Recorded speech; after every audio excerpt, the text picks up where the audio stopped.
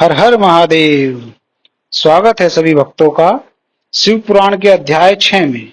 शिव पुराण के श्रवण की विधि तथा श्रोताओं के पालन करने योग्य नियमों का वर्णन। सोनक जी कहते हैं, महाप्राज्ञ व्यास शिष्य सूत जी, आपको नमस्कार है। आप धन्य हैं, शिव भक्तों में श्रेष्ठ हैं। आपके महान गुण वर्णन करने योग्य हैं। अब आप कल्याणमय शिव पुराण के श्रवण की विधि बतलाइए, जिससे सभी श्रोताओं को संपूर्ण उत्तम फल की प्राप्ति हो सके। सूत जी ने कहा, मुने सोनक, अब मैं तुम्हें संपूर्ण फल की प्राप्ति के लिए शिव पुराण के श्रवण की विधि बता रहा हूं।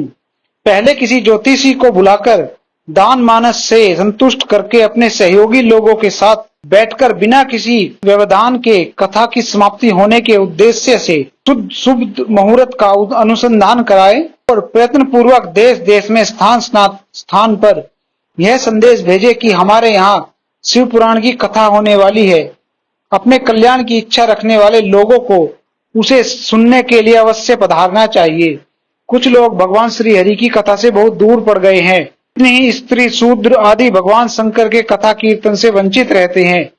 उन सबको भी सूचना हो जाए, ऐसा प्रबंध करना चाहिए।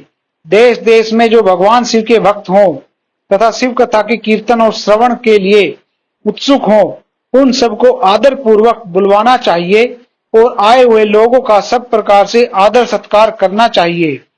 शिव मंदिर में, तीर्थ में, वन प्रांत में अथवा घर में शिव पुराण की कथा सुनने के लिए उत्तम स्थान का निर्माण करना चाहिए।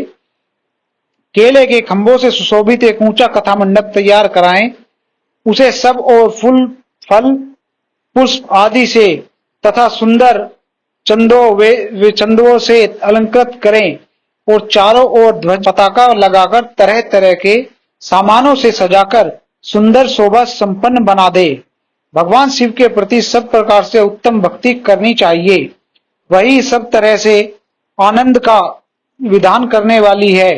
परमात्मा भगवान शंकर के लिए दिव्य आसन का निर्माण करना चाहिए तथा कथावाचक के लिए भी एक ऐसा दिव्य आसन बनाना चाहिए जो उनके लिए सुखद हो सके। मुने, नियम पूर्वक कथा सुनने वाले श्रोताओं के लिए भी यथा योग्य सुंदर स्थानों की व्यवस्था करनी चाहिए। अन्य लोगों के लिए साधारण स्थान ही रखने चाहिए।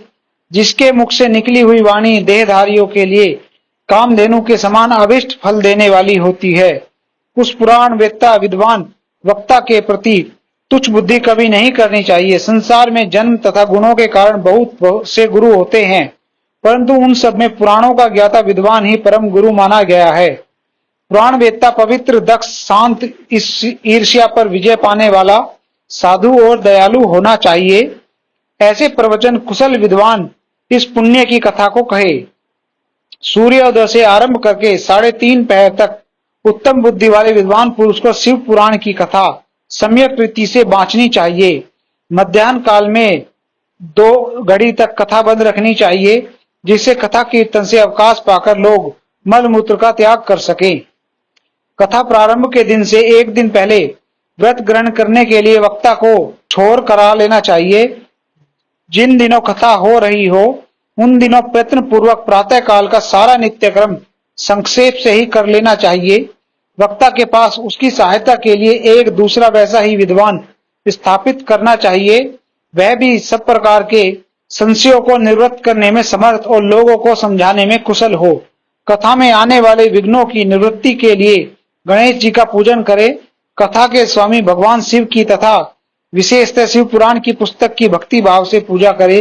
तत्पश्चात उत्तम बुद्धि वाला श्रोता तन मन से शुद्ध एवं प्रसन्न चित्त हो आदर पूर्वक शिव पुराण की कथा सुने। जो वक्ता और श्रोता अनेक प्रकार के कर्मों में भटक रहे हों, काम आदि 6 विकारों से युक्त हो, स्त्री में आसक्ति रखते हों और पाखंड पूर्ण बातें कहते हों, वे पुण्य के भागी नहीं होते। जो लौकिक चिंता तथा धन, ग्रह एवं पुत्र आदि की चिंता को छोड़कर कथा में मन लगाए रहते हैं, उन शुद्ध बुद्धि पुरुषों को उत्तम फल की प्राप्ति होती है। जो श्रोता श्रद्धा और भक्ति से युक्त होते हैं, दूसरे कर्मों में मन नहीं लगाते और मौन, पवित्र एवं उद्गय शून्य होते हैं, वे ही पुण्य के भागी होते हैं। सूत जी बोले, सोनक, अब शिव पुराण सुनने का व्रत लेने वाले पुरुषों के लिए जो नियम है उन्हें भक्ति पूर्वक सुनो। नियम पूर्वक इस श्रेष्ठ कथा को सुनने से बिना किसी विघ्न बाधा के उत्तम फल की प्राप्ति होती है। जो लोग दीक्षा से रहित हैं, उनका कथा श्रवण में अधिकार नहीं है, अतः उन्हें कथा सुनने की इच्छा वाले सब लोगों को पहले वक्ता से दीक्षा ग्रहण करनी चाहिए। जो लोग नियम से कथा सुने, उनको ब्रह्मचर्य से रहना, भूमि पर सोना, पत्तल में खाना और प्रतिदिन कथा समाप्त होने पर ही अन्न ग्रहण करना चाहिए। जिसमें शक्ति हो वह पुराण की समाप्ति तक उपवास करके शुद्धता पूर्वक भक्ति भाव से उत्तम शिव पुराण को सुने। इस कथा का व्रत लेने वाले पुरुष को प्रतिदिन एक ही बार भोजन करना चाहिए। जिस प्रकार से कथा श्रवण का नियम सुखपूर्वक सध सके वैसा ही करना चाहिए। गरिष्ठ अन्न, दाल, जला अन्न, सेम, मसूर, भाव दूषित तथा बासी अन्न को खाकर कथाव्रती पुरुष कभी कथा को न सुने।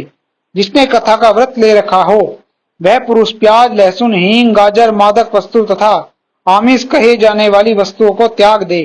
कथा का व्रत लेने वाला पुरुष काम, क्रोध आदि 6 विकारों को, ब्राह्मणों की निंदा को तथा पतिव्रता और साधु संतों की निंदा को भी त्याग दे।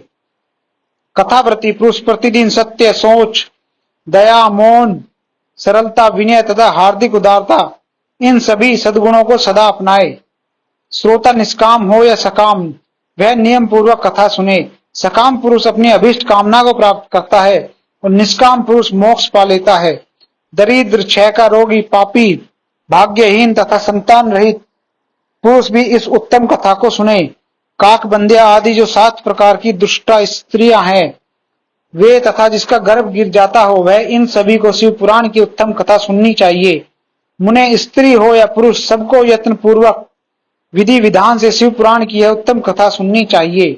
महर्षि, इस तरह शिव पुराण की कथा के पाठ एवं श्रवण संबंधी यज्ञोत्सव की समाप्ति होने पर श्रोताओं को भक्ति एवं प्रयत्न पूर्वक भगवान शिव की पूजा की भांति पुराण पुस्तक की भी पूजा करनी चाहिए।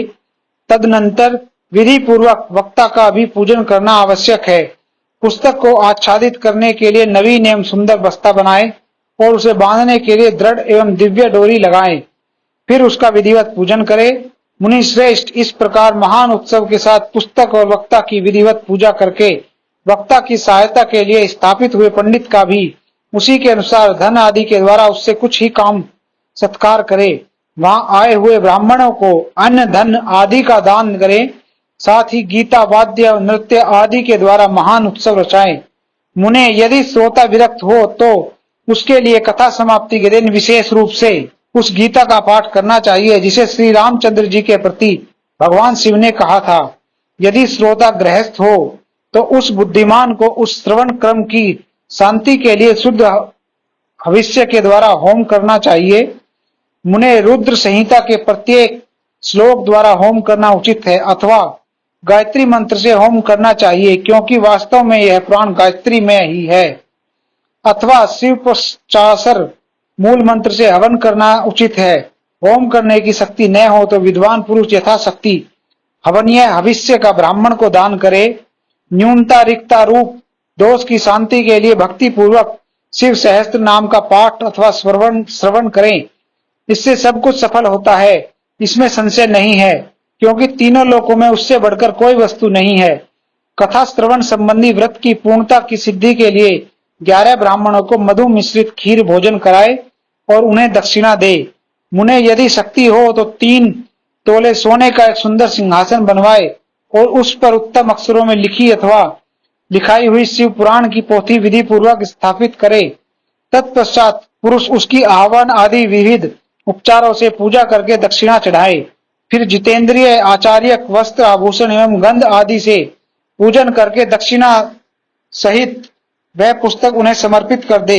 उत्तम बुद्धि वाला श्रोता इस प्रकार भगवान शिव के संतोष के लिए पुस्तक का दान करे।